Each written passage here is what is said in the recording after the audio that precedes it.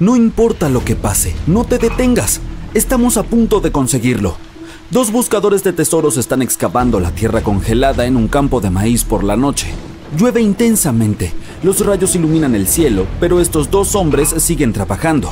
Y ahora la pala golpea algo sólido. No puede ser, un cofre con un tesoro. Comienzan a cavar más rápido y encuentran una pieza del motor de un barco. ¿Qué es esto?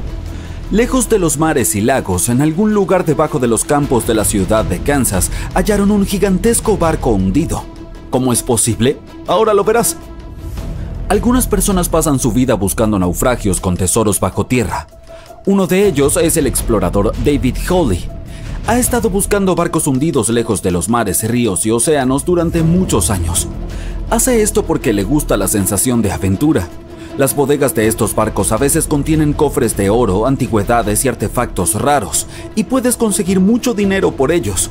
David dice que no es necesario adentrarse en el océano para encontrar un barco hundido. Pueden estar enterrados en tu patio trasero. Pero ¿por qué los barcos acaban bajo tierra entre campos, granjas y llanuras? Descubrámoslo usando el ejemplo del barco de vapor Great White Arabia. Según antiguos registros y recortes de periódicos, este barco transportaba alrededor de 200 toneladas de tesoros antes de hundirse en 1856. Muchos rumores y leyendas locales decían que el barco estaba oculto bajo tierra a unos pocos kilómetros al noreste de la ciudad de Kansas. Estaba allí porque la gente alteró deliberadamente el lecho y los canales del río Missouri en la segunda mitad del siglo XIX. Acercaron de manera artificial las orillas entre sí. Estrecharon el río para aumentar la velocidad del flujo, así los barcos podrían navegar mucho más rápido. En el siglo XIX, los barcos de vapor eran el medio de transporte de pasajeros y mercancías más popular. Antes de los ferrocarriles, extendieron la frontera occidental a través de los ríos Mississippi y Missouri y llevaron suministros a la gente. Por eso era tan importante aumentar la velocidad de su movimiento. Así, el 5 de septiembre de 1856, el Arabia navegaba por dicho estuario. Se encontró con un obstáculo que sobresalía del agua.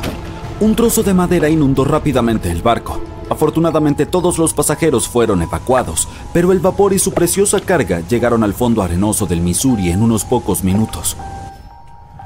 Pasaron varios años. Todos se olvidaron del barco. Durante este tiempo, el curso del río Missouri había cambiado, pero el Arabia permanecía en el húmedo y fangoso fondo. El nivel del suelo se iba elevando y la tierra perdía humedad. Finalmente, muchas décadas después, se formó un campo de maíz sobre el naufragio. En los años 80, un granjero era dueño de esta zona y no tenía idea de lo que estaba escondido en su territorio. David Hawley estudió con cuidado la historia de los barcos hundidos de los Estados Unidos.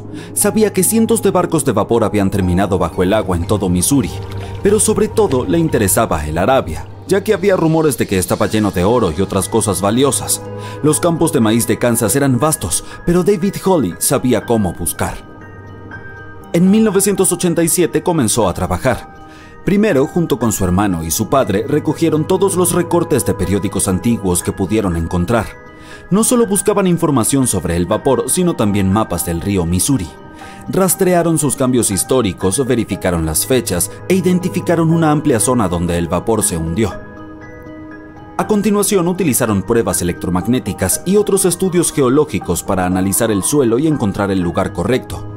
Buscaron diferencias en la humedad y la densidad del terreno. Luego recorrieron el territorio con potentes detectores de metal y así, para el otoño de 1988, habían determinado la ubicación del barco de vapor. El Arabia tenía el tamaño de una cancha de fútbol. Este gigantesco buque yacía 14 metros bajo tierra. Pero antes de comenzar a excavar, tuvieron que pedirle permiso al dueño del campo de maíz. Para el agricultor, esta noticia fue una gran sorpresa. Aceptó con la condición de que las excavaciones se completaran para la primavera, de modo que pudiera sembrar una nueva cosecha. Excavar un barco gigante en invierno es mucho más difícil y costoso que en otras estaciones. Incluye costos adicionales de equipamiento, electricidad y calefacción. El equipo trabajó día y noche. Financiaron las excavaciones con su propio dinero. Cada uno invirtió más de $10,000 y sacó un préstamo bancario. Finalmente notaron los primeros detalles del barco. Las palas golpearon las enormes calderas del motor y la cubierta. El objetivo se había logrado. La mayor parte de la carga que se encuentra dentro de los barcos hundidos está cubierta de óxido, caracolas, lodo y está gravemente dañada. Sin embargo, el contenido de la Arabia estaba en excelente estado, considerando que el barco se había hundido hacía 130 años. Desafortunadamente no encontraron los cofres de oro. Sin embargo, obtuvieron varias toneladas de cargas valiosas como artículos domésticos de personas que vivieron a mediados del siglo XIX. Era una cápsula del tiempo. El barco transportaba suministros para cientos o miles de personas, y todas estas cosas estaban perfectamente conservadas. Por ejemplo, podían ver con claridad la marca estampada Goodyear Rubber Company en un zapato de goma. Mientras más se prolongaban las excavaciones, más cosas encontraban David y su equipo. En los barriles hallaron platos del siglo XIX, estaban intactos y utilizables. Además, había ropa limpia, miles de pares de zapatos, arpones, sartenes y paraguas. El barco transportaba mercancías para abastecer a unas 16 pequeñas localidades. Es cierto, no es oro, pero estos artefactos también son valiosos. El contenido del barco podría valer millones. Sin embargo, la tripulación no pensaba venderlo.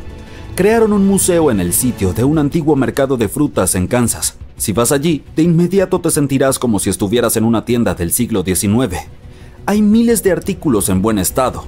Incluso las cerillas están lo suficientemente secas como para encender. Le tomó a David muchos años presentar la colección completa del barco de vapor. Valora cada uno de los objetos y no quiere venderlos. Cualquiera puede venir aquí, pagar un boleto y encontrar un fragmento del pasado. ¿Quién sabe? Quizá también haya un viejo barco escondido en tu patio trasero, ¿no? En 2008, unos geólogos encontraron un barco antiguo en el caluroso desierto de Namibia. Navegaba en los días en que los piratas aterraban a los marineros, y ahora está dentro de una laguna seca. El barco zarpó de Lisboa en 1533 y desapareció junto con la tripulación cerca de una pequeña ciudad minera de diamantes. Después de casi 500 años, el casco estaba gravemente dañado. Solo quedaba el armazón del barco, pero el tesoro que estaba escondido dentro permaneció intacto. Estudiaron cuidadosamente el barco durante mucho tiempo, tratando de no arruinar nada.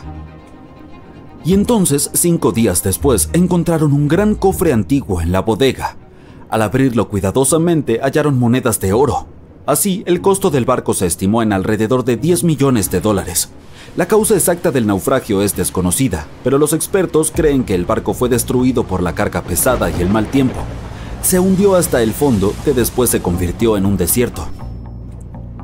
Algunos encuentran un avión en su patio trasero, otros un barco, y un hombre halló en su casa un pasaje a una antigua ciudad secreta.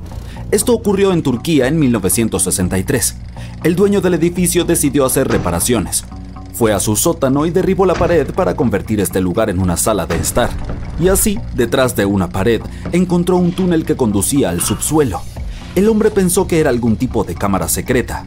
Bajó y se dio cuenta de que era mucho más que eso.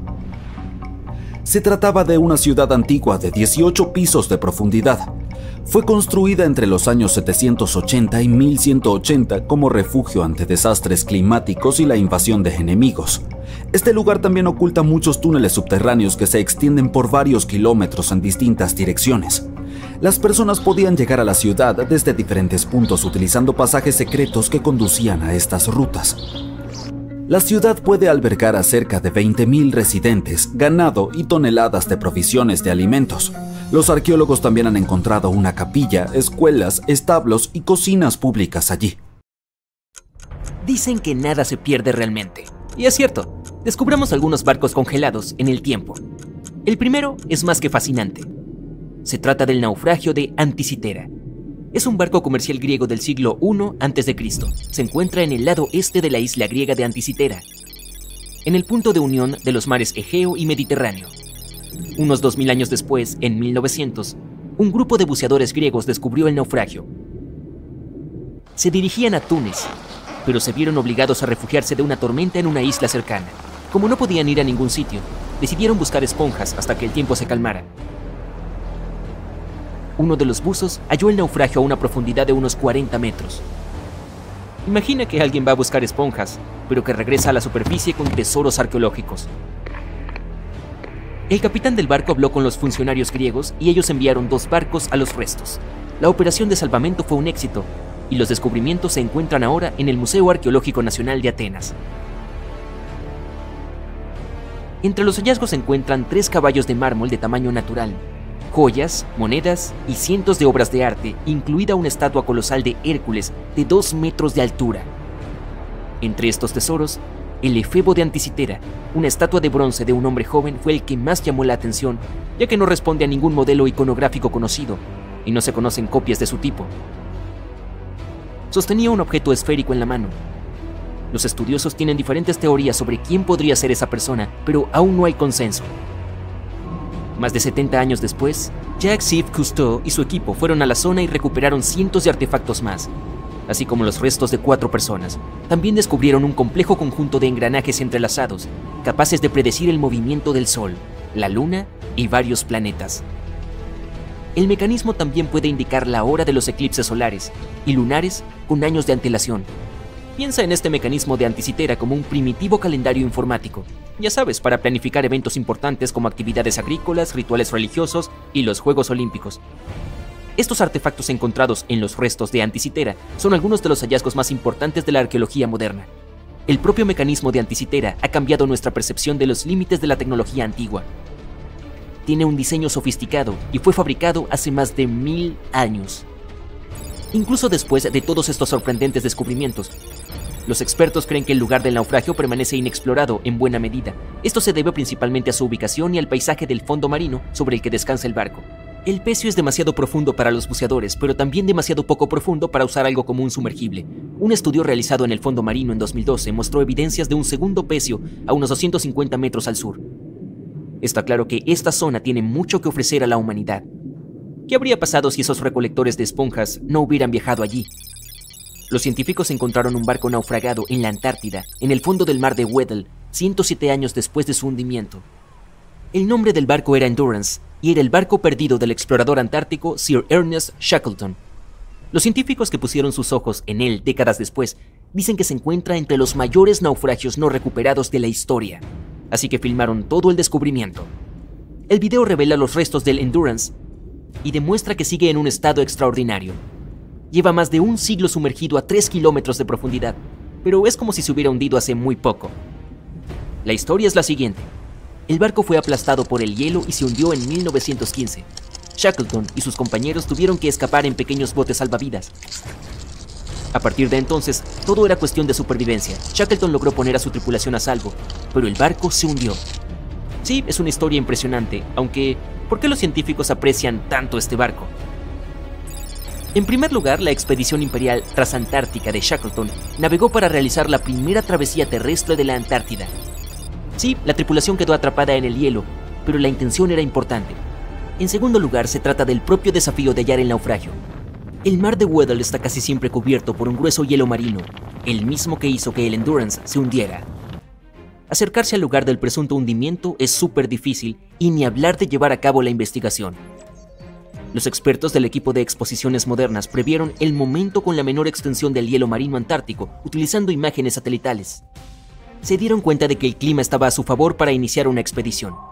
El Dr. John Shears dijo que han completado con éxito la búsqueda de naufragios más difícil del mundo luchando contra un hielo marino en constante cambio, ventiscas y temperaturas que descienden a menos 18 grados Celsius. Si estas condiciones son las favorables, no puedo imaginar las peores condiciones en la Antártida. Por último, mira esto, es madera. Está en muy buen estado y es posible leer el nombre del barco. Aún es visible. El arqueólogo marino Mensum Bond dice que este es el mejor naufragio de madera que ha descubierto. Tiene una carrera de 50 años, así que le creo. ¿Cómo es que la madera no está podrida? La doctora Michelle Taylor, bióloga de las profundidades polares, asegura que la madera se ha deteriorado poco porque los animales que comen madera no se encuentran en esta región libre de bosques de la Antártida. Los trabajadores de una mina de carbón en el este de Serbia descubrieron 3 naufragios que llevaban allí al menos 1300 años. El mayor de los naufragios es una antigua flota romana. Tiene unos 15 metros de largo y un fondo plano. Se calcula que el barco podía llevar una tripulación de 30 a 35 personas. Y observando el casco se pueden ver las marcas de las reparaciones. Vaya, tuvo una larga carrera. Nos ofrece un panorama de la vida hace más de 1000 años. Las dos embarcaciones más pequeñas, por otro lado, coinciden con las descripciones de barcos utilizados por grupos eslavos para atacar la frontera romana. Han sido descubiertas debajo del lodo y la arcilla en el lecho de un antiguo río. Al parecer, en aquellos tiempos había una base romana en un lugar llamado Viminacium. Curiosamente, Viminacium era una capital de provincia con unos 40.000 habitantes en el siglo IV después de Cristo. A modo de comparación, era aún más grande que Pompeya. La mina de carbón de Kostolac es un centro de joyas ocultas. Los arqueólogos ya habían encontrado aquí pruebas de actividad humana y animal. Por ejemplo, en 2012 los expertos hallaron huesos de al menos 5 mamuts lanudos que se extinguieron hace unos 10.000 años. Unos arqueólogos han encontrado un barco 150 años después de su desaparición en las aguas del Ártico canadiense. Este buque mercante se llama HMS Investigator. Fue adquirido en 1848 para buscar el barco del explorador Sir John Franklin, que se perdió en la expedición del Paso del Noroeste. Así, el HMS Investigator partió de Gran Bretaña en 1850 para esta operación de rescate, dirigida por Robert McClure. El capitán se dio cuenta de que se encontraba en la etapa final del Paso del Noroeste, la ruta marítima a través de América del Norte. Sin embargo, antes de que pudiera adentrarse en el mar de Beaufort, el barco de 122 toneladas se atascó en el grueso hielo. La tripulación pasó el invierno en el estrecho del Príncipe de Gales. En el verano siguiente, McClure intentó, una vez más, navegar hasta el final del paso, pero el hielo volvió a bloquearle el camino. La tripulación se vio obligada a abandonar el barco por segunda vez. McClure los llevó a la Bahía de la Misericordia y allí permanecieron hasta 1853, cuando la tripulación del HMS Resolute los rescató. Imagínalo. Una tripulación de 60 personas tuvo que pasar 3 inviernos en el Ártico sin saber si sobrevivirían. Más tarde, el barco fue hallado en posición vertical a una profundidad de unos 11 metros. Estaba en muy buen estado. El agua del Ártico impidió que la cubierta exterior se deteriorara rápidamente. El contorno del barco y su madera pueden apreciarse sin problemas. Además, los arqueólogos han descubierto artefactos en tierra abandonados por los marineros. Habían descargado todo antes de abandonar el Investigator. También han descubierto 3 tumbas de marineros y un naufragio de la Marina Británica en la zona. Me pregunto qué más podrían encontrar allí. A principios del siglo XX, en algún lugar de la costa de África Occidental, un buque de vapor alemán abandonaba el puerto. De repente, el tiempo empeoró. El barco entró en una espesa niebla y terminó encallado en un banco de arena cercano a la costa. Por suerte nadie resultó herido e incluso pudieron salvar su preciada carga. Pero el barco quedó atrapado en la arena para siempre. Y no estaba solo. Casi toda la costa occidental de Namibia se llama Costa de los Esqueletos. Si el nombre suena aterrador, es porque lo es. Esta línea de playa de 1570 kilómetros de largo es uno de los lugares más peligrosos de la Tierra. Las tribus bosquimanas creen que su deidad suprema hizo esta tierra cuando estaba enfadada. Los portugueses fueron los primeros europeos que pisaron Namibia en el siglo XV, y por supuesto, tampoco les gustó la Costa de los Esqueletos. Los exploradores portugueses pensaban que en esta tierra estaban las puertas del inframundo.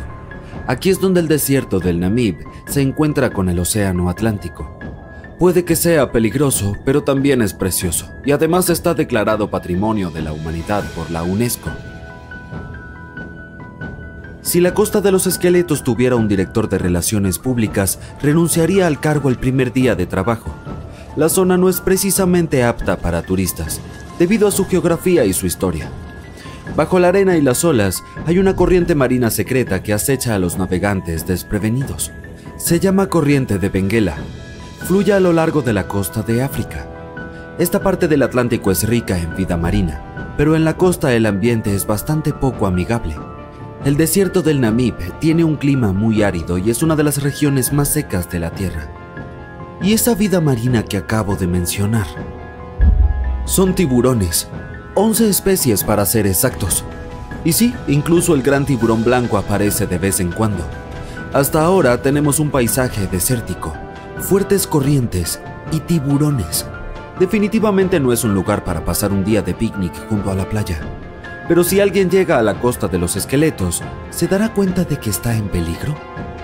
No te preocupes, lo sabrá. La playa está plagada de naufragios de todos los tamaños y formas. ¿Recuerdas el barco alemán que mencioné al principio? Su enorme y oxidada popa sobresale en la arena del desierto. Hay unos 500 naufragios en total esparcidos por la costa, desde galeones portugueses con siglos de antigüedad hasta barcos que llegaron aquí en el siglo XXI. Un pesquero llamado Sailor India se soltó de su cable de remolque en 2008 y terminó en la costa de los Esqueletos. Bueno, no se escapó solo, tuvo algo de ayuda de los elementos, pero es mejor ser una atracción turística en una playa que terminar destrozado y convertirse en chatarra. Ahí es a donde el remolque se dirigía en realidad. Pobrecito. El habitante más famoso de la costa de los Esqueletos es el Dundee Star. Este carguero británico encalló aquí en 1942. La enorme operación de rescate que siguió revela por qué esta zona es tan peligrosa para los marineros. Los rescatistas consiguieron salvar a toda la tripulación y a los pasajeros, pero a un alto precio. En el proceso se perdieron un avión y un remolcador. El último de los rescatistas tardó 2 meses en regresar a Ciudad del Cabo, Sudáfrica. ¿Por qué? Un vistazo al mapa de la región revela la razón. Existe un interminable mar amarillo, la arena. Aquí hay muy pocas carreteras, así que es difícil llegar a la costa de los Esqueletos por tierra. También hay obstáculos legales. Se necesita un permiso especial para transitar por esta zona. Pero los esqueletos del nombre no solo se refieren a barcos, también representan huesos de animales. La mayoría pertenecían a ballenas y focas. Muchos animales se han adaptado a este hábitat, así que leones y hienas recorren las costas en busca de comida. Bueno, ahora también tenemos leones hambrientos, como si los tiburones no fueran suficientes. Otros animales con residencia temporal en la costa de los Esqueletos son elefantes, guepardos, leopardos y jirafas. En 1971 las autoridades namibias crearon aquí un parque nacional, pero salvo por los surfistas que buscan un subidón de adrenalina, no recibe muchos visitantes. Se entiende por qué. El desierto del Namib es el más antiguo del mundo y tampoco es muy turístico. Quienes viajen a la región deben llevar protector solar y una chaqueta de invierno. Una combinación extraña, ¿verdad? Bueno, no tanto si se piensa que durante el día las temperaturas se disparan por encima de los 45 grados centígrados. Por la noche, la temperatura del aire desciende por debajo del punto de congelación, es decir, 0 grados. Menuda montaña rusa climática. Y ese no es el peligro final. Sí, hay más. ¿Recuerdas cómo se perdió aquel barco alemán en la espesa niebla? No fue un hecho aislado. Debido al clima de la región, la niebla aparece con frecuencia. Los marineros deberían taparse los oídos, pero esta niebla es buena para la fauna. Es su única fuente de agua en el desierto del Namib. Los reptiles y mamíferos se han adaptado a este duro clima y utilizan la menor cantidad de agua posible.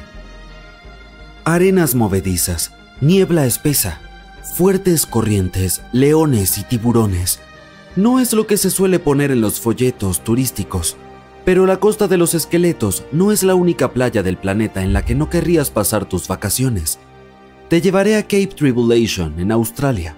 La zona abarca unos 48 kilómetros cuadrados en el noroeste del continente, pero no es seca como la costa de los Esqueletos.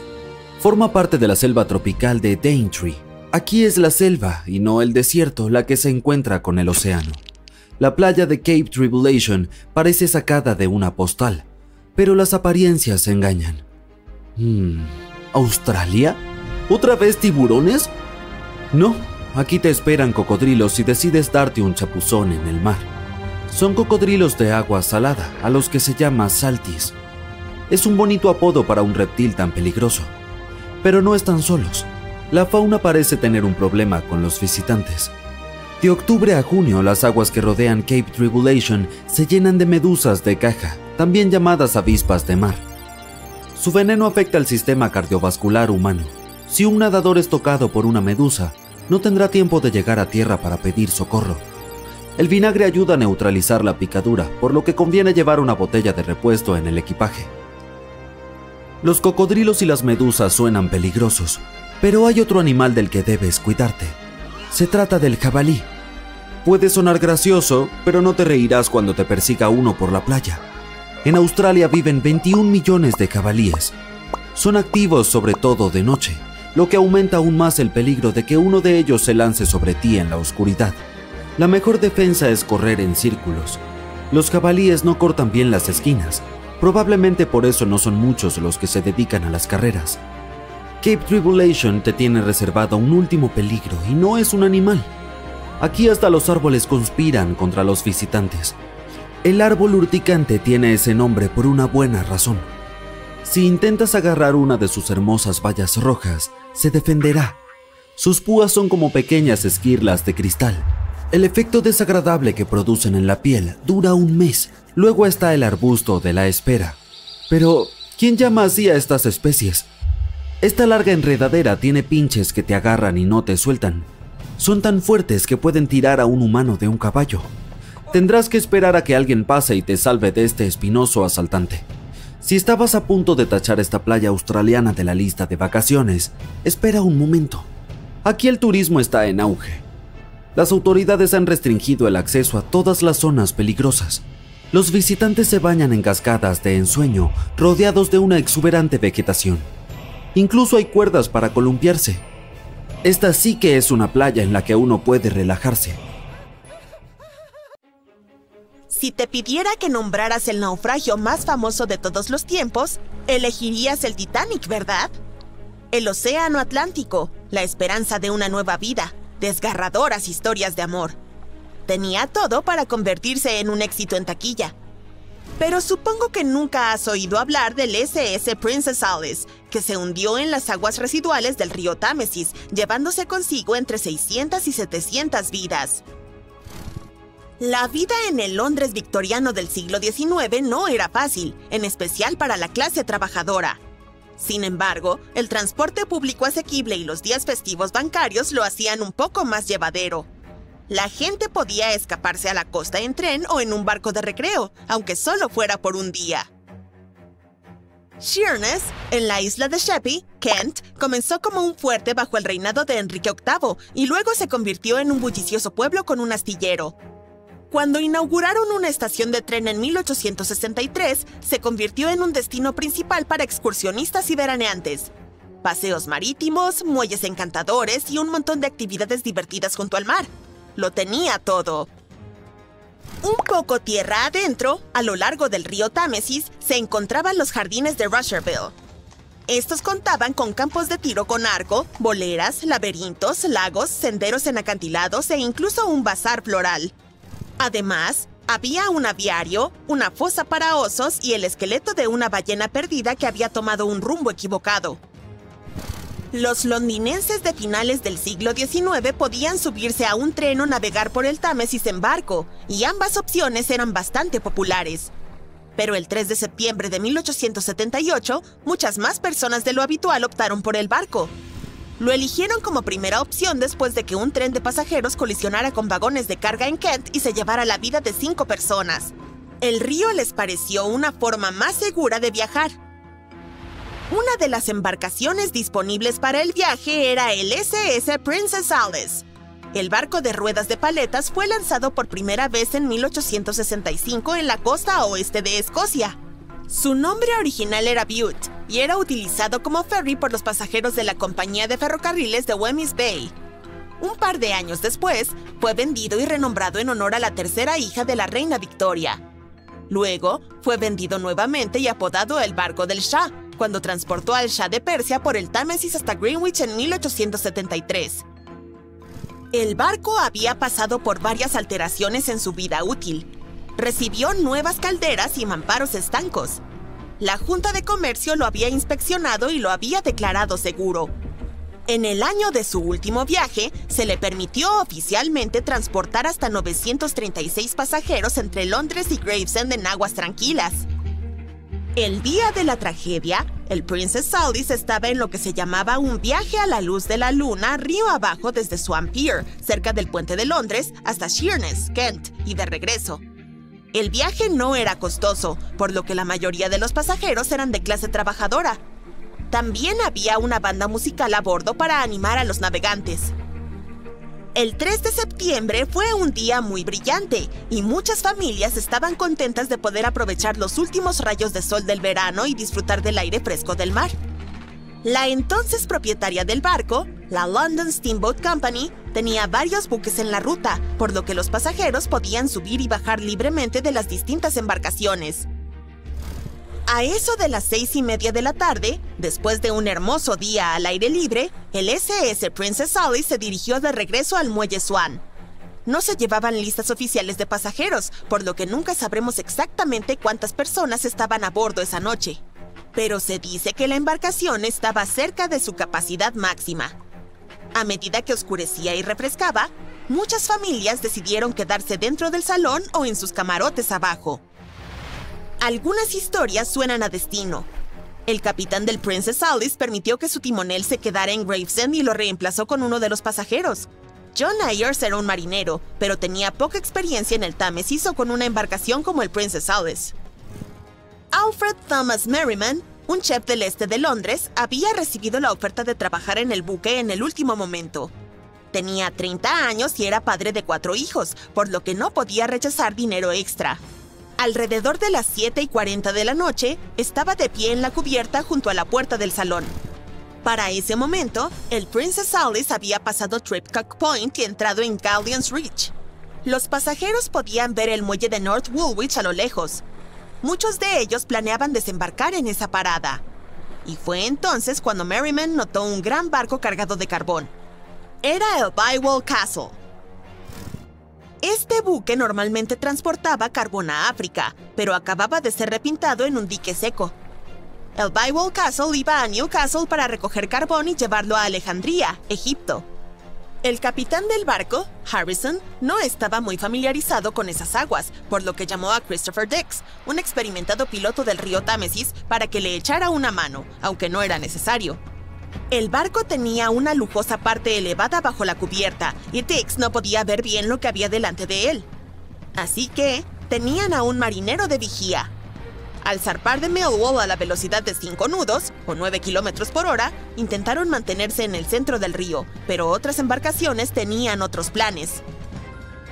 Cuando se acercaban a Galleon's Reach, Dix divisó la luz roja de estribor del Princess Alice, que se dirigía hacia ellos, pero planeaba pasar por el lado derecho. Al mismo tiempo, Grinstead, el capitán del Princess Alice, iba contra la corriente del río en un intento de encontrar aguas tranquilas en el lado sur. Ajustó su rumbo, dirigiéndose hacia la trayectoria de Bywall Castle. Ambas tripulaciones se dieron cuenta de que se dirigían a una colisión. Dix intentó evitarla y hasta ordenó máxima reversa en los motores, pero ya era demasiado tarde. El Bywall Castle colisionó de frente con el Princess Alice, que era mucho más pequeño y pesaba menos de un tercio de las 890 toneladas del carguero de carbón. Partió en dos el barco de pasajeros.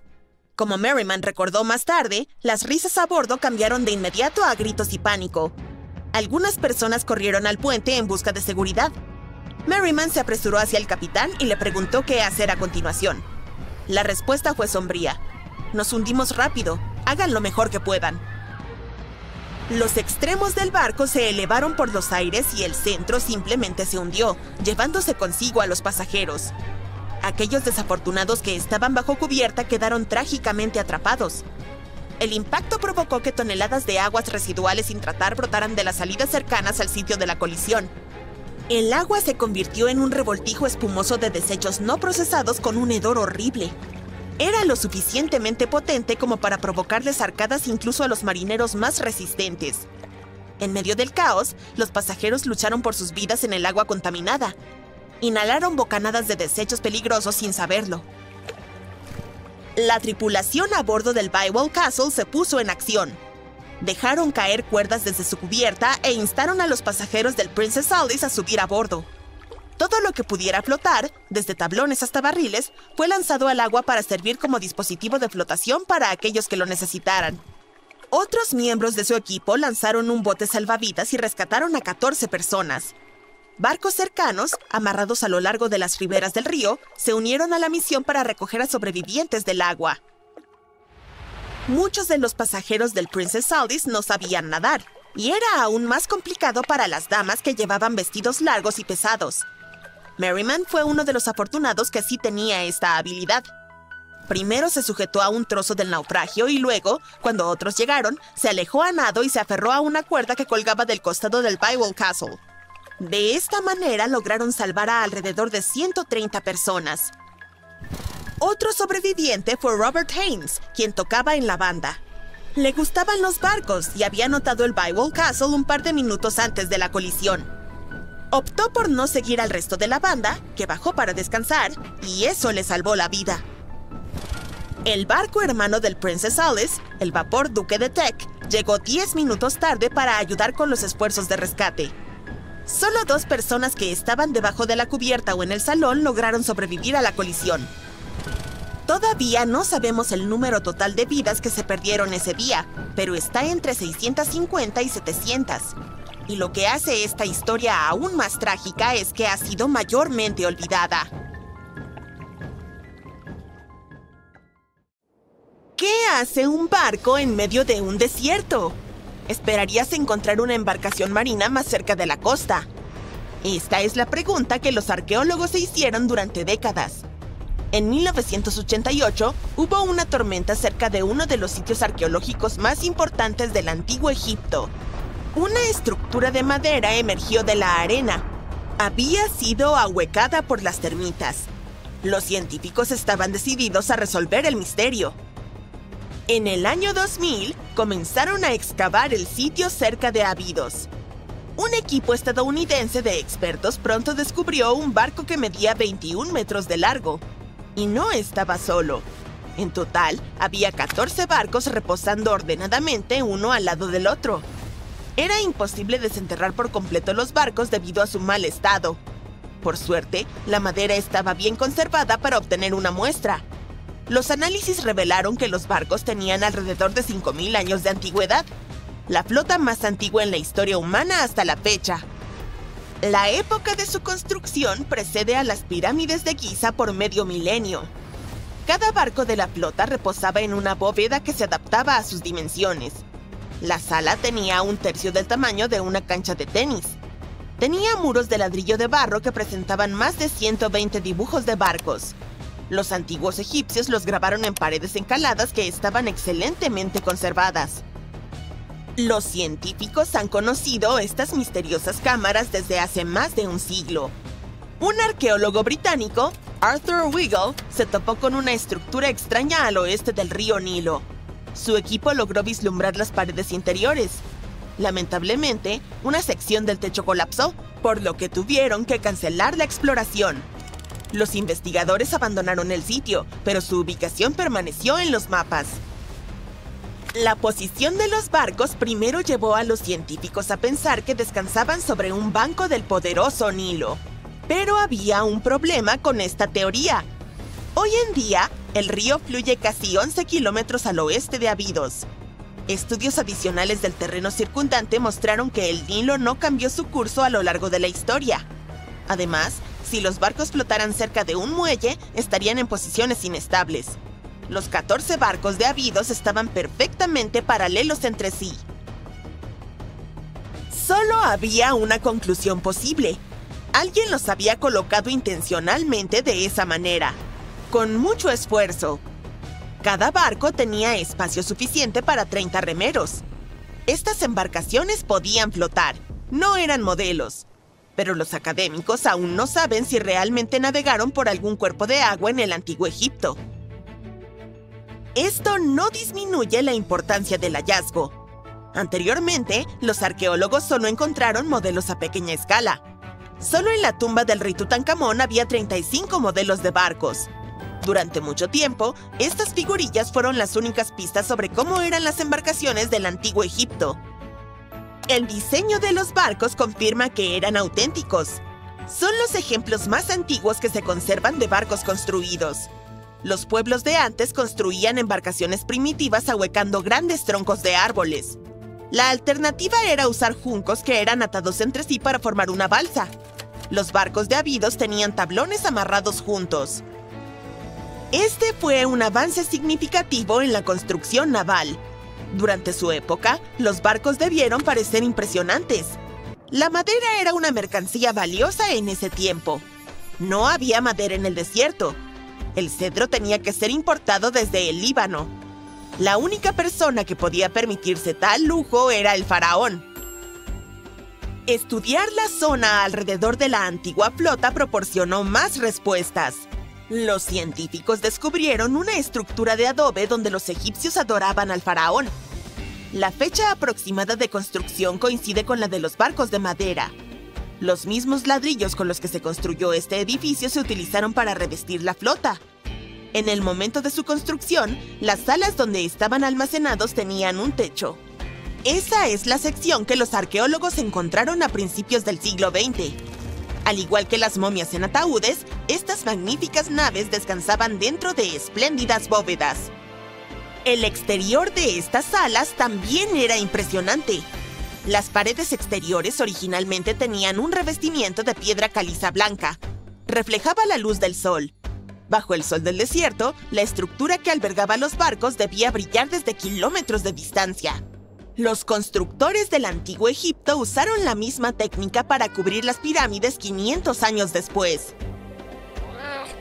Hoy en día, su superficie se ve irregular, pero no siempre fue así. Cuando fueron construidas, las pirámides tenían una capa superior de fina y blanca piedra caliza. Su superficie era suave y brillaba a la luz del sol. En lugar de tener escalones, la capa exterior de las pirámides era más bien una rampa lisa. Los arqueólogos se quedaron con una última pregunta. ¿Qué faraón poseía la flota? La respuesta estaba a solo 1,5 kilómetros del sitio. Allí descansaba la tumba de un faraón de la quinta dinastía, Sesostris III. Su época y estilo de construcción coincidían con los de las cámaras con barcos. El final de su reinado podría explicar cómo los barcos terminaron en medio del desierto. El faraón probablemente falleció en el norte de Egipto. Luego, su cuerpo fue transportado por el Nilo hasta Abidos en una maravillosa procesión de barcos decorados. Los barcos fueron posteriormente dejados en cámaras cerca del lugar de descanso final de su propietario. Esto tenía un significado simbólico. En el sistema de creencias de los antiguos egipcios, los barcos desempeñaban un papel clave. Su deidad suprema era Ra. Él viajaba por el cielo durante el día en forma del sol. Durante la noche, navegaba por el inframundo en una barca solar. El faraón se identificaba con Ra. Por eso necesitaba barcos en el más allá. Esa era la única forma de regenerarse, así como el sol sale todos los días por el horizonte. Esta creencia existió durante miles de años. El faraón más famoso, Keops, también tenía un barco. Los científicos lo encontraron en 1954 junto a su pirámide en Giza. Es unos 4 siglos más joven que la flota de Abidos, pero el barco de Keops era casi 2 veces más largo. La Gran Pirámide de Giza y la tumba de Tutankamón son 2 de los hallazgos arqueológicos más famosos de Egipto. Pero hay muchos más secretos ocultos bajo las interminables arenas del desierto del Sahara. En 2020, los arqueólogos encontraron una ciudad perdida allí. La han catalogado como el descubrimiento más importante desde la tumba de Tutankamón en 1922. La ciudad de Atón tiene unos 3.000 años. Los historiadores esperan que les brinde una visión única de la vida cotidiana de los antiguos egipcios. El famoso arqueólogo y egiptólogo Zahi Hawass proclamó el sitio como una ciudad dorada perdida. Atón se encuentra a unos 500 kilómetros al sur de la capital de Egipto, El Cairo. Está cerca del famoso Valle de los Reyes. Los arqueólogos encontraron primero secciones de muros de adobe que se extendían en todas las direcciones. Descubrieron habitaciones completas con herramientas de la vida cotidiana en su interior. El equipo de investigación desenterró una panadería, un barrio residencial y un distrito administrativo. Todos datan de la época en la que la civilización egipcia era la más próspera de su extensa historia. Ellos también fueron los primeros en crear objetos de hierro. En 1911, los científicos encontraron un conjunto de cuentas de hierro cerca de un pueblo del Bajo Egipto. Estos son los artefactos de hierro más antiguos conocidos. El descubrimiento es, literalmente, de otro mundo, ya que los fabricaron moldeando un fragmento de un meteorito. Las 9 cuentas fueron en su momento parte de un collar ornamentado. Ahora están ennegrecidas y corroídas, lo cual es perfectamente normal para una pieza de joyería que tiene más de 5.000 años. Consisten en una aleación de hierro y níquel. Los investigadores quedaron impresionados por la habilidad de los joyeros antiguos que procesaron las cuentas. Su artesanía es aún más asombrosa cuando se piensa que no conocían el origen estelar del material. La Gran Pirámide de Giza también tiene una característica notable. Un grupo de investigación internacional investigó la respuesta electromagnética de la estructura a las ondas de radio. Encontraron que la pirámide tiene la capacidad de concentrar energía electromagnética en su interior, en especial dentro de sus cámaras, así como bajo la base de la pirámide. Ahí hay una cámara subterránea sin terminar. Parece que la respuesta electromagnética está vinculada con las propiedades de la piedra caliza, el material principal de construcción de la Gran Pirámide.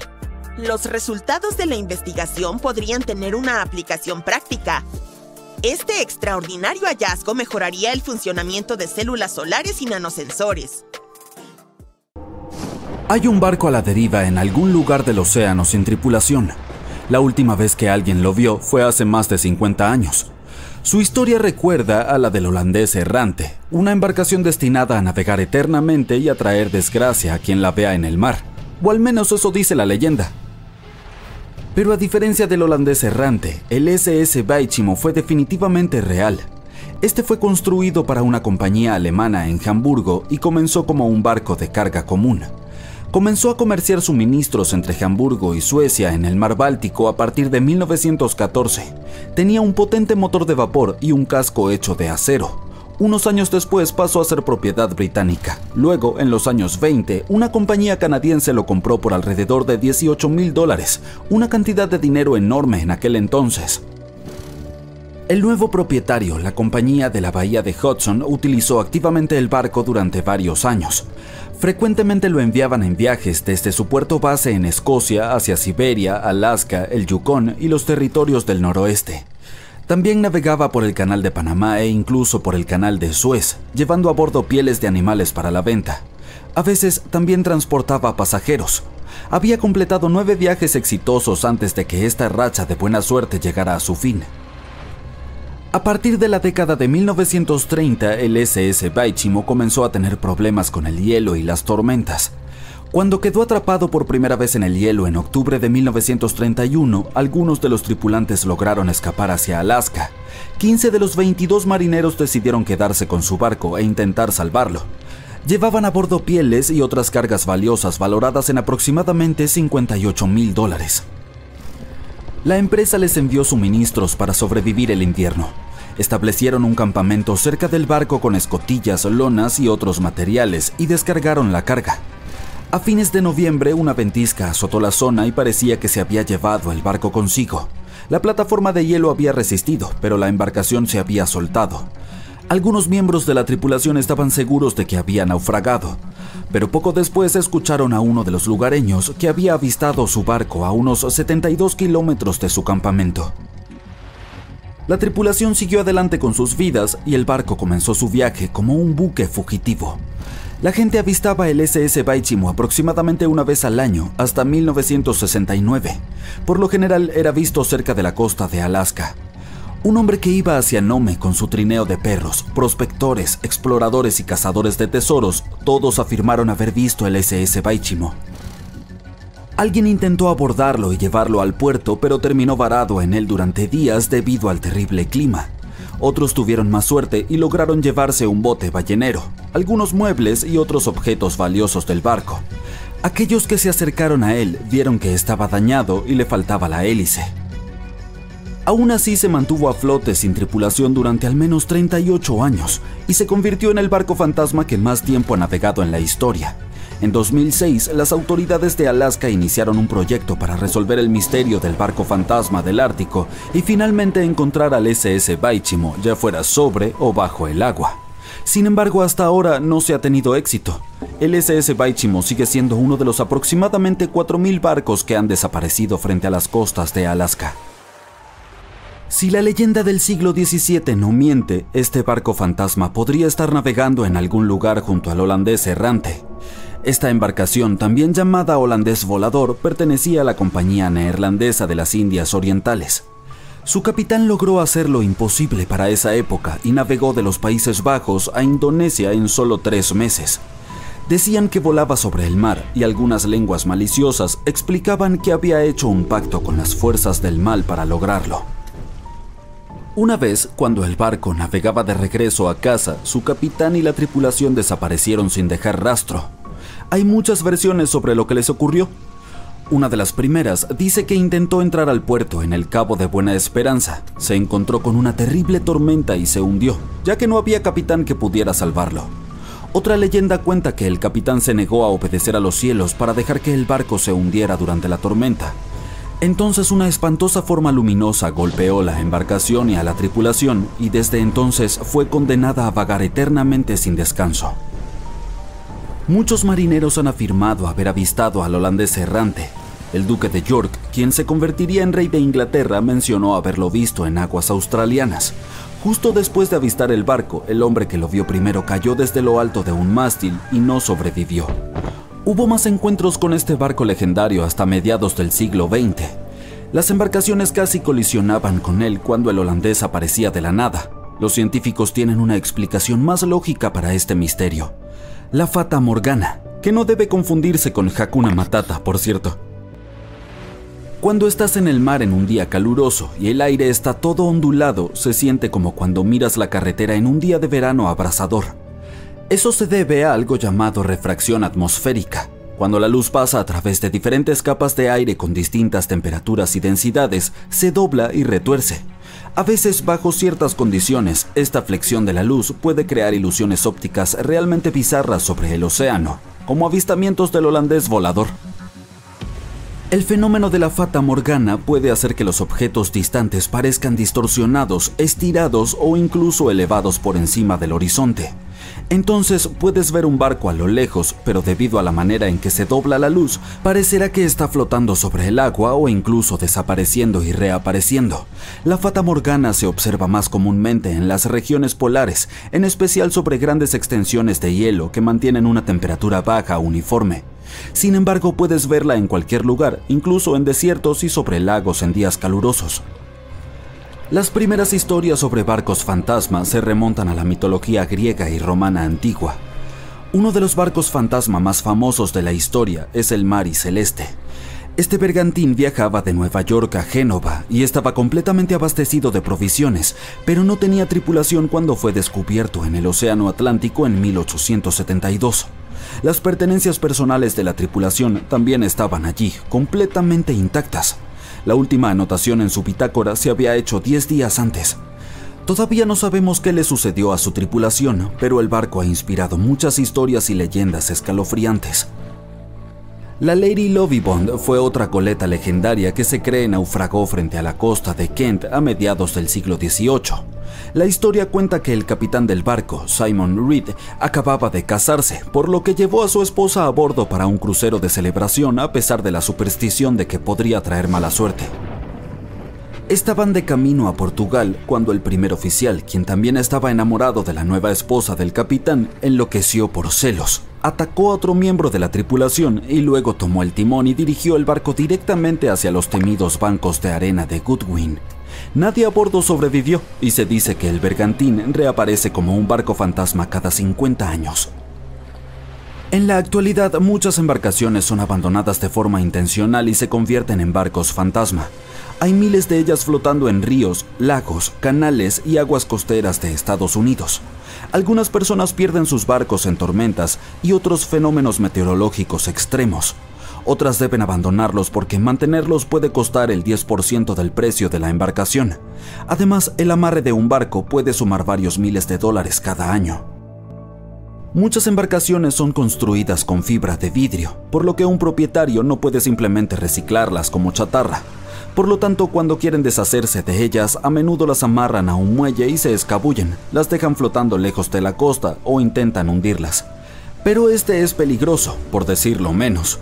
Cuando los barcos fantasmas se hunden en aguas poco profundas, pueden causar daños a los arrecifes de coral, manglares, humedales, hábitats de ostras y zonas pantanosas. Además, pueden colisionar con embarcaciones regulares sin esperarlo y causar problemas reales. Así que no abandones tu barquito. Ya está dicho. Un barco está cruzando el océano Atlántico cuando se desata una tormenta. Al principio la situación no parece muy grave, pero pronto las personas a bordo del barco se dan cuenta de que la tormenta se está intensificando. Las olas son enormes y nada puede salvar al barco, que está empezando a hundirse. A bordo solo hay un bote salvavidas.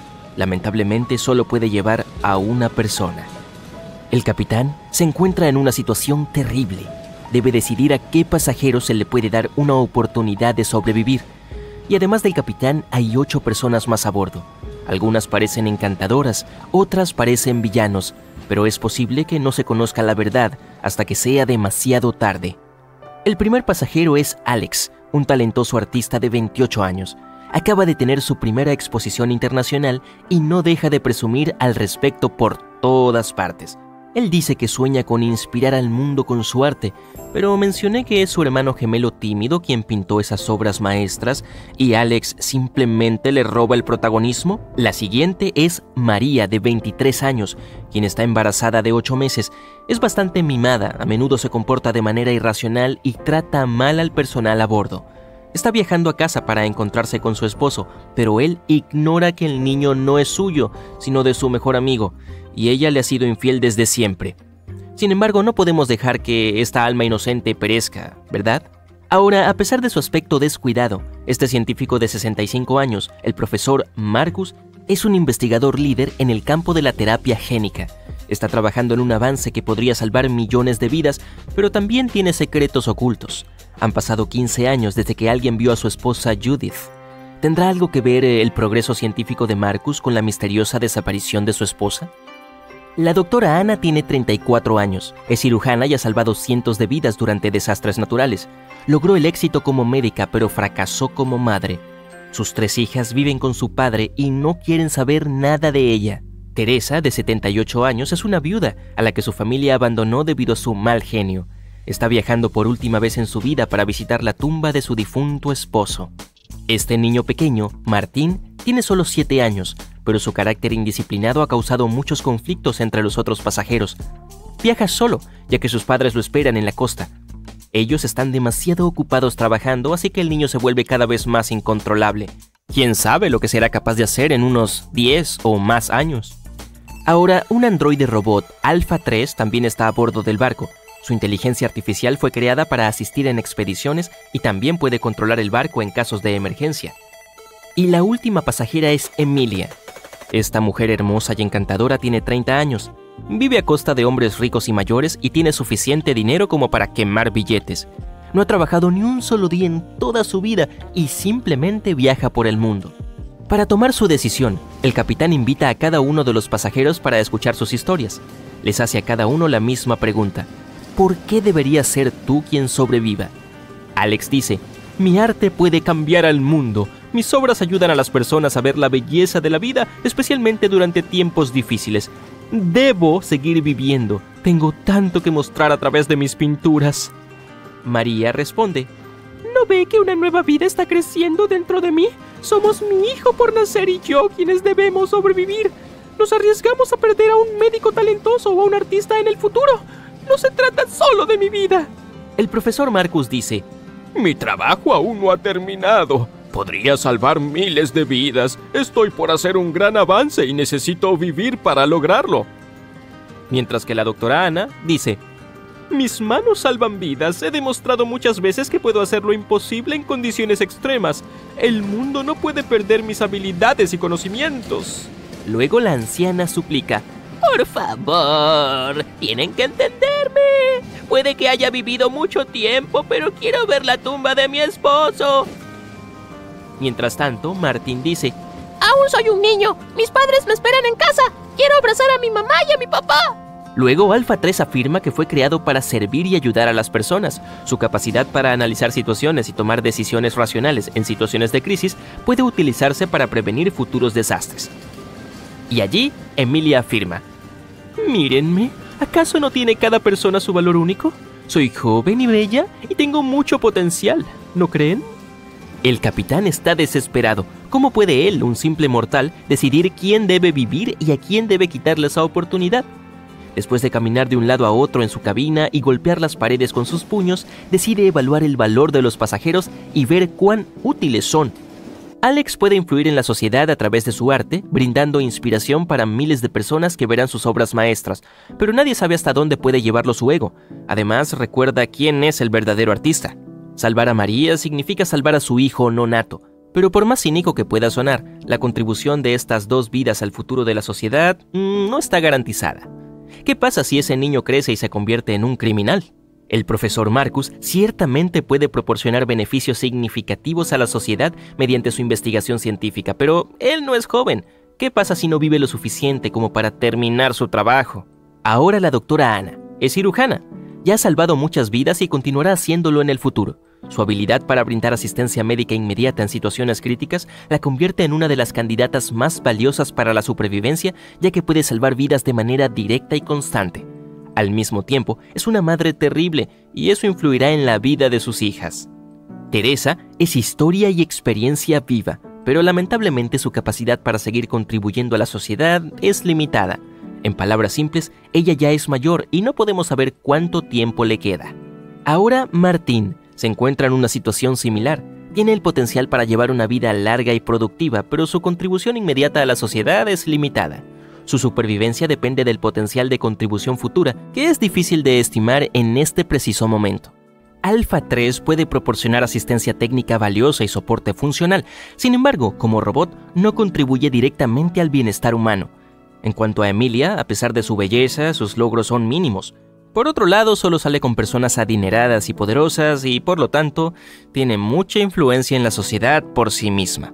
Ahora, desde la perspectiva de cuánto beneficio puede aportar cada uno de los pasajeros, salvar a la doctora Anna parece ser una de las elecciones más lógicas. Sus conocimientos y sus habilidades pueden salvar muchas vidas en el futuro, lo que significa el mayor bien para el mayor número de personas. Pero veamos la elección del capitán. Al final, después de escuchar a todos los pasajeros y ante la presión del tiempo, el hombre decide salvar a Emilia. ¿Puedes adivinar por qué tomó una decisión tan inesperada?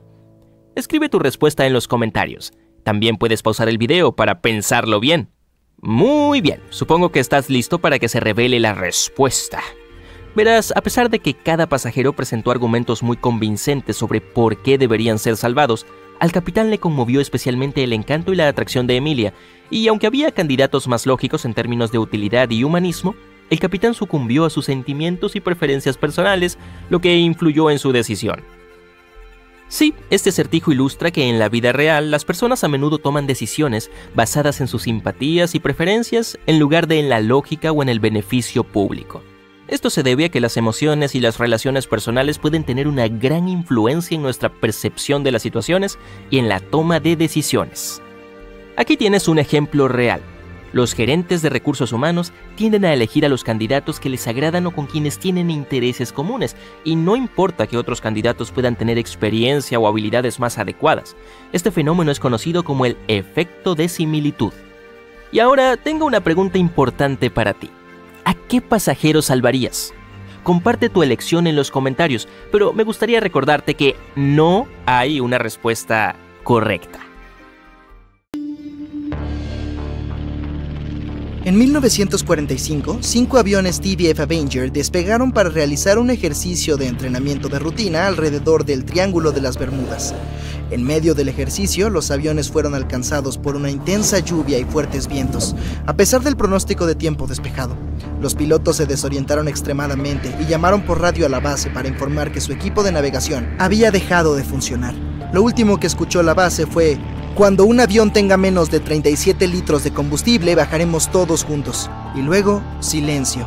Los 5 aviones y sus 14 tripulantes nunca más fueron vistos ni se volvió a oír de ellos.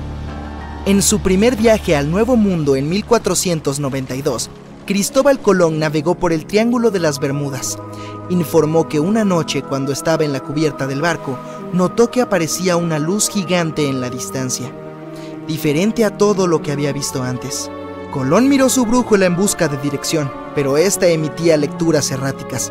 Es posible que hayas notado que el Triángulo de las Bermudas no aparece en ningún mapa mundial. Esto se debe a que las instituciones oficiales se niegan a reconocer que el área realmente existe. Una teoría popular sugiere que las olas rebeldes son responsables de muchas desapariciones. Los científicos las llaman olas de tormenta extremas. Ocurren cuando diferentes patrones climáticos suceden al mismo tiempo y causan olas grandes e inesperadas. Los testigos dicen que parecen gigantescas paredes de agua. Estas olas podrían explicar por qué los barcos se hunden rápido y sin dejar rastro. El Triángulo de las Bermudas tiene un clima bastante intenso e inestable. Las tormentas se acumulan rápida e inesperadamente y desaparecen poco después.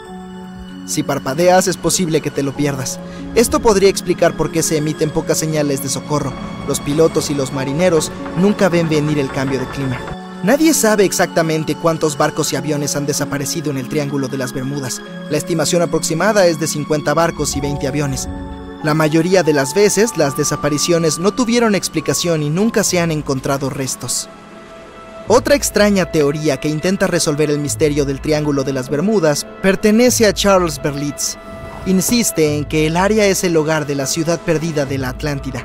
Los barcos y aviones desaparecidos y el mal funcionamiento del equipo, según él, fueron causados por rayos de energía emitidos por unos cristales especiales que alimentan la Atlántida. Si bien esto suena tonto, la teoría de Berlitz fue lo suficientemente convincente como para que más de 20 millones de personas compraran su libro en todo el mundo. En el año 1800, un gran velero llamado USS Pickering partió de los Estados Unidos rumbo a las Indias Occidentales. El barco navegó hacia el Triángulo de las Bermudas junto con su tripulación de 90 hombres y nunca más se supo de él. El USS Pickering fue el primer barco confirmado en desaparecer en el Triángulo de las Bermudas. Se cree que fue arrastrado por una tormenta, pero como nunca se encontraron restos, no podemos saberlo con seguridad. Cuando desaparecieron los aviones TBF Avenger, se llevó a cabo una operación de búsqueda masiva. Barcos y aviones buscaron en el Triángulo de las Bermudas cualquier señal de ellos. Una de las naves que hacía la búsqueda era un hidrodeslizador PBM-5 Mariner. Partió a las 7:27 p.m. y envió un mensaje de radio de rutina 3 minutos después. Nunca más se supo de él. No se encontraron rastros del hidrodeslizador de rescate ni de los 5 aviones Avenger. Se inició una gran investigación sobre la desaparición de todos estos vehículos, pero nunca se descubrió nada. Esta área particular del océano es una de las rutas marítimas más transitadas del mundo. Algunos escépticos creen que este hecho resuelve el misterio asociado a este lugar. Estadísticamente, cuanto más concurrida es una zona, mayor es la frecuencia de accidentes y desapariciones en ella. Si bien esto tiene sentido, la frecuencia de las desapariciones no es una explicación válida del misterio del Triángulo de las Bermudas, sino la imposibilidad de encontrar las causas y la inexistencia de restos. En el fondo del océano, los organismos en descomposición liberan grandes concentraciones de gas metano que queda atrapado bajo el agua. Este gas puede acumularse hasta que ¡boom!, estalla. El gas sube a la superficie y entra en erupción. Si un barco estuviera en el área de uno de estos estallidos, el agua se volvería mucho menos densa y haría que el barco se hundiera rápidamente. Los científicos creen que esta podría ser la causa de las muchas desapariciones en el Triángulo de las Bermudas. Si bien esta teoría tiene mucho sentido, no parece muy probable. El Servicio Geológico de los Estados Unidos ha declarado que no se cree que se hayan producido grandes liberaciones de gas en esta área en los últimos 15.000 años. El fondo del océano está hecho de rocas que contienen mucha magnetita. No como los imanes que pones en tu refrigerador para recordar ese hermoso viaje a París. Es más como el hierro. Los campos magnéticos reaccionan a la alta concentración de magnetita en el fondo del océano, lo que puede iniciar una especie de conflicto entre los dos. A menudo puede provocar diversas anomalías climáticas y, como resultado, problemas de navegación y, naturalmente, cualquier cambio en el fondo del océano o en los campos magnéticos de la Tierra influye mucho en el Triángulo de las Bermudas. Dado que el campo magnético se mueve constantemente, también podría estar llevándose el Triángulo de las Bermudas. Ahora que la gente sabe dónde está el triángulo, es fácil evitarlo. Supuestamente se mueve hacia el este junto con los polos magnéticos. Pero los científicos aún no pueden responder dónde estará exactamente en un par de años. Algunas personas culpan de todos los desastres a la actividad paranormal extraterrestre. Otros suponen que se trata de fenómenos naturales furiosos. Hay otro triángulo en el lago Michigan, al igual que el que está cerca de las Bermudas. El Triángulo de Michigan obtuvo su mala reputación por algunas desapariciones. La primera registrada data de 1679. Un barco grande, uno de los más grandes de la época, partió en una expedición. pero una vez que entró en el Triángulo Siniestro, nunca regresó. Mucho después, un avión desapareció en este triángulo. Los cielos suelen estar muy despejados ahí, pero en 1883 algunas personas presenciaron cosas anormales en el área. Afirman haber visto grandes bloques de hielo cayendo del cielo, y la tripulación incluso logró salvar uno como prueba contundente. Mientras tanto, un área misteriosa en el Océano Pacífico tiene otro triángulo siniestro. Frente a la costa sur de Japón, no muy lejos de Tokio, hay un mar donde muchos barcos conocieron su final. Desaparecieron sin dejar rastro. Lo llaman el Triángulo del Dragón. Algunos científicos creen que la causa de las anomalías son los cambios ambientales. También hay una concentración muy alta de hidratos de metano en el fondo del océano en el área del Triángulo del Pacífico. Te estás desviando de tu rumbo original, navegando en la dirección equivocada. El mar Caribe, salpicado de pequeñas islas, está cerca del triángulo. El lecho marino aquí no es profundo, así que ahora el barco está atascado en un bajío y no tienes idea de dónde estás. Si este fuera el siglo XXI, el capitán del barco podría llegar a la costa usando GPS y otra navegación moderna. Pero lo más interesante es que la brújula funcionaría correctamente esta vez, ya que el polo norte magnético hace tiempo que no coincide con el verdadero en el territorio del Triángulo de las Bermudas. La línea agónica está en algún lugar lejos de aquí. Hoy en día no hay problemas con la navegación, pero por alguna razón aquí es donde desaparecen los barcos. De hecho, no solo aquí, a lo largo del Océano Atlántico hay lugares donde desaparecieron muchos más. El Triángulo de las Bermudas ni siquiera está entre los primeros 10 de tales lugares. Una de las principales razones por las que muchos barcos se pierden aquí es que una de las rutas marítimas más populares del Atlántico pasa por el Triángulo de las Bermudas. Y cuantos más barcos hay en un lugar, más naufragios habrá. Es cuestión de simple probabilidad. Otras teorías dicen que hay una grieta espaciotemporal en esta región. Barcos y aviones caen en esta grieta y terminan en el pasado o en el futuro. Pero por alguna razón, no hay una sola prueba de este mito. No hay motivo para pensar que la grieta esté escondida en algún lugar de ahí. La base de una civilización extraterrestre se encuentra en el Triángulo de las Bermudas. Los visitantes de otras galaxias roban barcos junto con la tripulación para que nadie encuentre sus restos. Este también es un mito popular que no tiene justificación científica. El Kraken vive en algún lugar del triángulo. Es un calamar enorme que hunde barcos y también es una leyenda que se cuentan los marineros. Sin embargo, los calamares gigantes viven en las profundidades del océano. Pueden crecer hasta el tamaño de medio vagón de tren, pero no se han registrado casos en los que hayan hundido una embarcación de gran tamaño y nunca se han visto en la zona del Triángulo de las Bermudas. En el pasado, la gente no sabía de la existencia de estas criaturas, así que cuando las vieron por primera vez, las describieron como monstruos enormes y terribles. Los calamares gigantes son una de las criaturas más escurridizas de la Tierra, y los científicos tuvieron que usar equipos de sonar para encontrarlos. No les gusta salir de las profundidades oscuras y es probable que teman el sonido de cualquier barco, así que eso debería eliminar al calamar como sospechoso.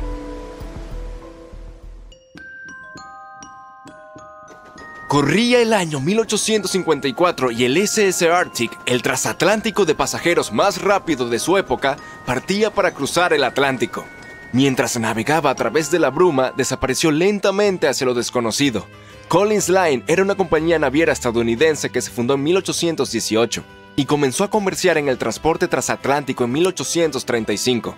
Sus barcos de vapor cruzaban el Atlántico desde Liverpool hasta Nueva York en solo 10 días. No parece muy rápido hoy, lo sé, pero en aquel entonces el mismo trayecto les tomaba a otros barcos varias semanas. Ligeros en el agua con sus cascos de madera, propulsados por una potente máquina de vapor, esos barcos eran la opción favorita de muchas personas de alto perfil. ¿Qué podría salir mal con una nave tan avanzada?, pensaban. Esto me recuerda a otro barco que todos creían que era insumergible, pero bueno, volvamos a la línea Collins. Llegó a ser un verdadero líder en las rutas transatlánticas con solo otro competidor, Cunard's Line. Era una compañía británica que también aspiraba a ser la fuerza principal a través del paso del Ártico. En 1835 la compañía recibió un nuevo barco que viajó a Liverpool y regresó a Nueva York con el mayor cargamento jamás visto hasta ese momento. A partir de entonces, la línea Collins fue creciendo cada vez más. Parecía que solo le esperaban grandes éxitos. Desafortunadamente, sus lujosos barcos se volvieron muy costosos por la cantidad de carbón que usaban. La enorme fuerza de los motores, sumada a los débiles cascos de madera, hacía que requirieran muchas reparaciones después de cada viaje. Entonces, cada traslado terminaba siendo muy costoso, pero como los barcos eran seguros y tenían una gran reputación, la gente estaba dispuesta a pagar el precio y la empresa no entró en crisis. Habían logrado algo que nadie había conseguido antes. Como dije, sus barcos cruzaban el Atlántico en 10 días, y Edward Collins, el dueño, estaba muy decidido a mantener el ritmo. Sus 5 barcos superaban a la flota de Cunard, de solo 3. Este gran adelanto le brindó más atención. Aunque los barcos de Cunard eran más lentos con sus cascos de hierro, todavía daban ganancias, sin importar cuán lento navegaran. Entre los barcos de Collins, el Arctic, el tercero en ser lanzado, era el más grande, con 86 metros de largo y 2 motores de vapor de palanca lateral, cada uno con 1000 caballos de fuerza. Las ruedas de paletas hacían 16 revoluciones por minuto cuando estaban a toda velocidad. En el momento de su lanzamiento, la prensa lo llamó el buque más estupendo jamás construido en los Estados Unidos. Pero el glamour y la fama no pudieron evitar lo que vendría después. El 27 de septiembre, el Arctic estaba en su viaje de Liverpool a Nueva York, atravesando la espesa niebla a gran velocidad. Es posible que en ese momento, después de 4 años de viajes récord, la tripulación se sintiera demasiado confiada en las capacidades del barco. A solo 80 kilómetros de Terranova, andaban sin cuidado a través de la niebla sin contacto por radio, sonar o cualquier otra forma de identificación de objetos, equipados solo con el código Morse. Un barco más pequeño, el SS Vesta, que operaba como nave de pesca, a menudo trabajaba en Terranova. Estaba pasando por el mismo camino que el Arctic y se estrelló contra su costado. Conmocionado por la colisión, el capitán del Arctic le ofreció ayuda al Vesta, mucho más pequeño. Pero pronto quedó claro que el daño que parecía menor en el Arctic era en realidad grave. Debajo de la línea de flotación, el agua estaba entrando por un agujero. El costo de un casco de madera mucho más rápido ahora parecía demasiado. Entonces navegaron hacia tierra tratando de tapar los agujeros. Sin embargo, el agua seguía entrando, llenaba el casco cada vez más y empujaba el barco hacia abajo. Cuando la sala de máquinas se llenó de agua, las calderas se apagaron y así cayó la enorme potencia por la que el Arctic alguna vez fue legendario. El barco finalmente se detuvo por completo y la orden fue abandonarlo. Por aquel entonces, la ley marítima permitía que el Arctic llevara solo 6 botes salvavidas, capaces de salvar a solo 180 personas. La tripulación y algunos de los pasajeros lograron abrirse camino a bordo y ocuparon la mayoría de los asientos en esos botes. La situación se volvió muy tensa, todos se olvidaron de sus modales y no dejaron que las mujeres y los niños abordaran primero. El Arctic tardó 4 horas en hundirse. A bordo iban 150 tripulantes y 250 pasajeros. Aquellos que no pudieron encontrar un bote salvavidas hicieron un intento desesperado de construir sus propias balsas con partes del barco. 2 días después, solo 3 botes llegaron a la orilla. Los otros 3 nunca fueron encontrados. Lo creas o no, el grupo de rescate también salvó a algunas personas que habían estado aferradas a los escombros durante 2 días. A diferencia de la tripulación, el capitán se hundió con el Arctic, pero sorprendentemente sobrevivió. Es una de las 85 personas que lo lograron, de las 400 que estaban a bordo. Cuando llegó la noticia 2 semanas después, luego de la gran tristeza que causaron las pérdidas humanas, hubo una gran protesta por la poca seguridad. La prensa publicó una serie de exigencias para que hubieran más botes salvavidas, suficientes para cada persona a bordo de un barco. Pero esas solicitudes fueron ignoradas. Este descuido conduciría a más desastres en el futuro. Tener suficientes botes salvavidas recién entraría en la ley marítima unos 60 años después, luego del desastre del Titanic. La esposa y los 2 hijos de Edward Collins también estaban a bordo del barco y no regresaron. Él estaba desconsolado, pero no dejó de administrar su negocio. La línea Collins tenía una reputación que mantener, la más grande, la más rápida y la más lujosa del Atlántico. Edward Collins construyó un barco mejor que cualquier otro. Se llamó Adriatic y era el más grande del mundo, con 2 máquinas de vapor alternas de un tamaño jamás visto. Estas máquinas de vapor en su momento eran tecnología de punta, aunque hoy en día solo se pueden ver en modelos y juguetes. Con la nueva incorporación de 2 mástiles, el Adriatic también podría navegar sin motores si fuera necesario. Afortunadamente, se sacaron algunas lecciones del desastre del Arctic. Pero antes de que se construyera su nuevo barco, el Adriatic, ocurrió otro desastre. El barco gemelo del Arctic también se hundió. Se piensa que este segundo barco estaba corriendo una carrera con Cunard y chocó contra un iceberg en algún lugar durante el recorrido. Esta extraña competencia se cobró la vida de 141 personas. La desesperación de Collins, sumada a sus cascos débiles, llevaron a la compañía a la bancarrota en 1858. El Adriatic recién construido, que había costado más de $1 millón, solo había hecho un viaje. E incluso ese viaje fue considerado un desastre. El barco chocó con un remolcador. De todas maneras, logró terminar su viaje inaugural en un tiempo adecuado. Después de que la empresa quebró, tuvieron que vender el barco por solo $50,000. Quitaron los grandes motores y los reemplazaron por velas. Aunque alguna vez fue el barco más grande en alta mar, solo 30 años después fue abandonado, considerado irreparable y anclado en un río. Los otros barcos también se vendieron para usar sus partes. Edward Collins abandonó la industria y buscó trabajo en tierra firme. Como la línea Collins ya no estaba en carrera, la de Cunard se fortaleció. Sin competencia, ganó la banda azul los siguientes 30 años. Y 180 años más tarde, después de producir cientos de barcos, aún tiene presencia en los mares, ya que ofrece viajes transatlánticos, viajes alrededor del mundo y cruceros de placer. Hasta el día de hoy, la línea Cunard es la única que opera barcos entre Europa y América. Una espesa niebla se levanta sobre el océano mientras el sol se hunde lentamente en el horizonte. Es difícil ver más allá de unos metros, pero eso es suficiente para notar una forma descomunal y esquelética a la distancia. A medida que el barco se acerca a ella, tu corazón late más rápido y entonces distingues los detalles de otro navío, abandonado por lo que parece. Los barcos fantasma existen y sus misterios no siempre se resuelven. Por ejemplo, el MV Joyita era un barco de madera construido en 1931 como yate de lujo. Sirvió a varias personas durante más de 20 años, antes de que lo comprara un marinero samoano y se convirtiera en un barco mercante. Pero en 1955 el servicio del Joyita llegó a un final abrupto y misterioso. El 3 de octubre zarpó para otro viaje comercial que no debería haber durado más de 48 horas. Los retrasos ocurren en el mar, así que cuando el Joyita no llegó el 5 de octubre, como estaba previsto, no hubo mucha preocupación todavía. Pero entonces tampoco llegó al día siguiente.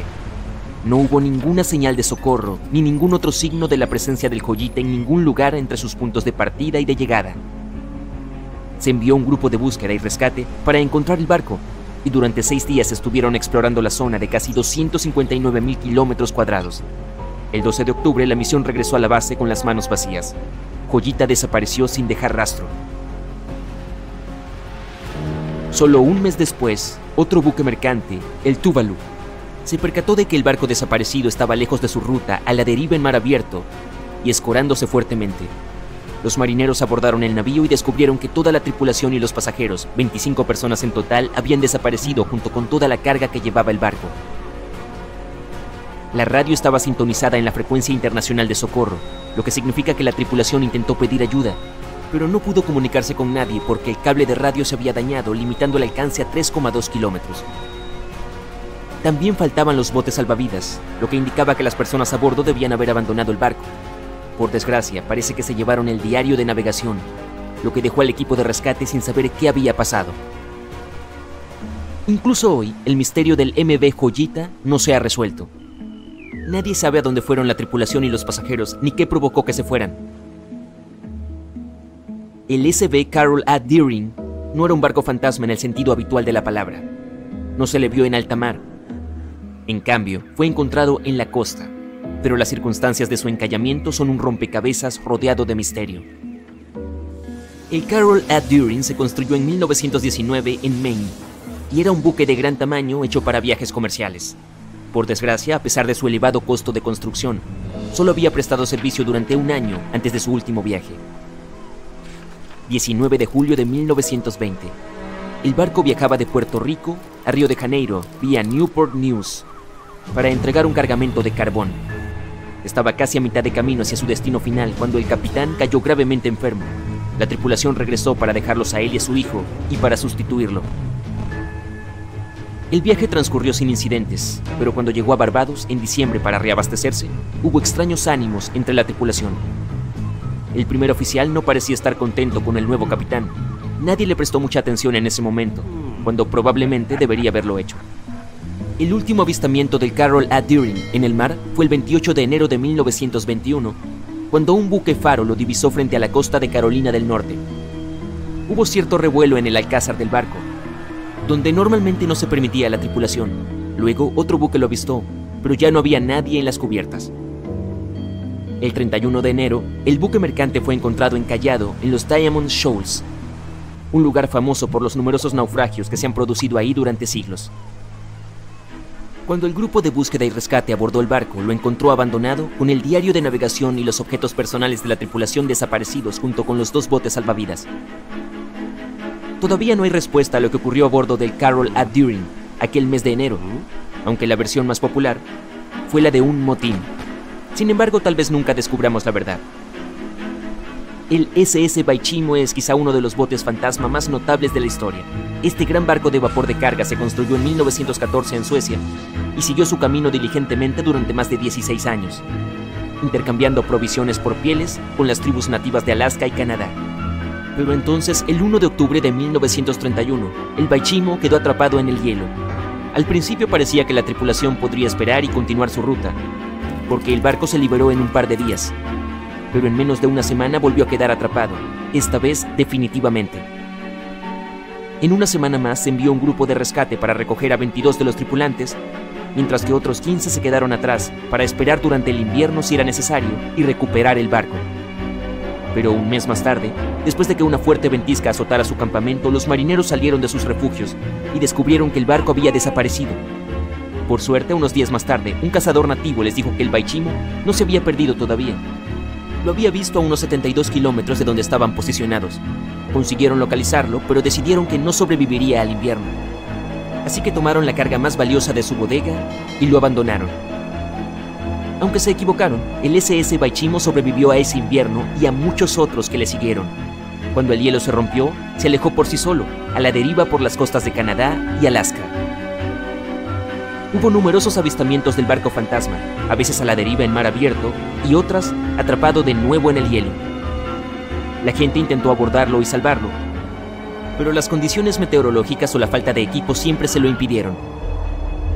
El SS Baichimo fue visto por última vez por los nativos de Alaska en 1969, 38 años después de su abandono. Se desconoce qué fue de él posteriormente.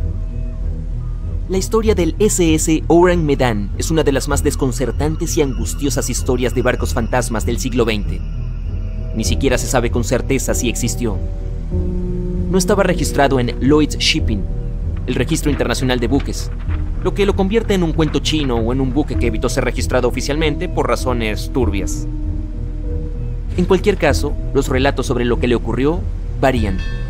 Según la mayoría de los informes, este transportaba una carga desconocida en aguas indonesias cuando recibió una llamada de socorro de otro barco en las proximidades. El oficial de guardia escuchó un mensaje de SOS, pero su contenido es diferente según los relatos. El mensaje no se repitió y la tripulación del Medan no respondió a ningún intento de contactar con él. El barco que recibió la llamada de socorro se apresuró a rescatarlo, pero no llegó al buque hasta el día siguiente, cuando ya estaba a la deriva y ligeramente escorado.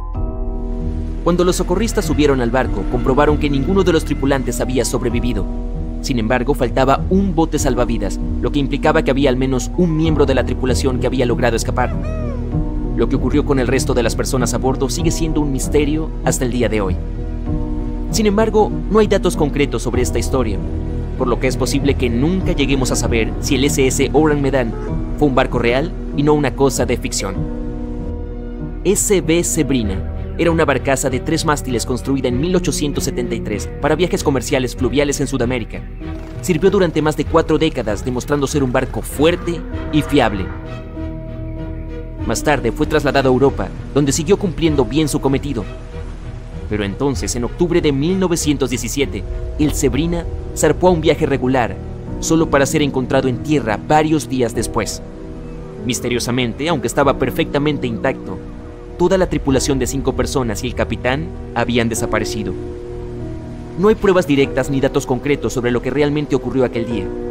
La teoría más convincente es que la tripulación fue arrastrada de la cubierta a causa de una explosión submarina, y luego el barco siguió adelante sin ella.